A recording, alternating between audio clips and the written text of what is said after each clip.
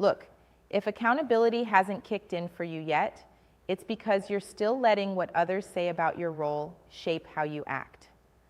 High-stakes leadership isn't about waiting for someone else to hold you to the fire. It's about lighting your own flame and refusing to let it go out.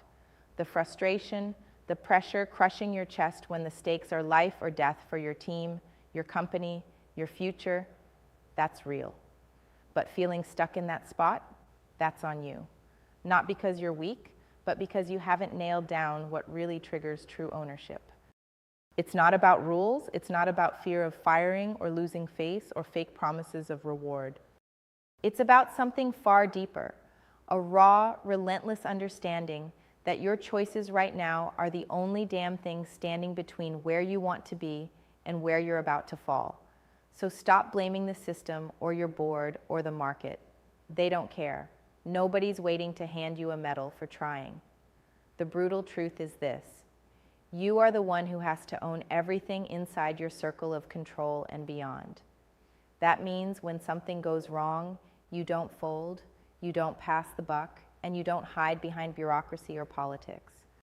Accountability kicks in when you get uncomfortable enough to stare your own failure down and say, I'm the one who's breaking this or letting it slip, and I'm going to fix it, no excuses. Now, here is a brutal step that most leaders avoid. You must create your own zero-tolerance zone for not showing up as the leader, not just for your team, for yourself. When you catch yourself making excuses, proving the status quo or saving face instead of fixing real problems, call it out immediately. Own it out loud.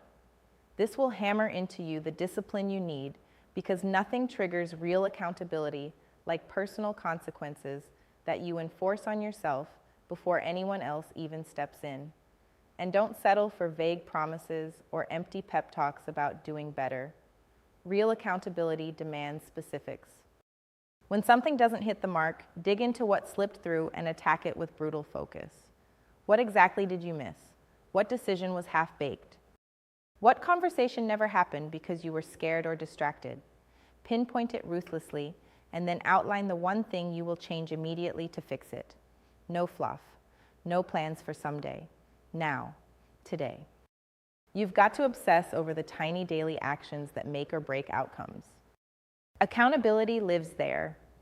In the follow-up calls you postpone, in the feedback you avoid giving, in the checks you assume others will make, but don't. Stop waiting for systems to save you or promises to keep themselves. The world has no patience left for half measures or safe bets anymore. Here's a fact no one hands you. Accountability isn't about perfection. It's about relentless, brutal honesty with yourself, paired with swift action every single day. High-stakes leadership is a battlefield of decisions where every moment counts. If you act like your mistakes aren't yours, you lose by default. If you hide in comfort, the ship sinks. But when you lock into owning your mistakes as fiercely as you own your wins, that's when the game changes. That's when trust from your team floods in.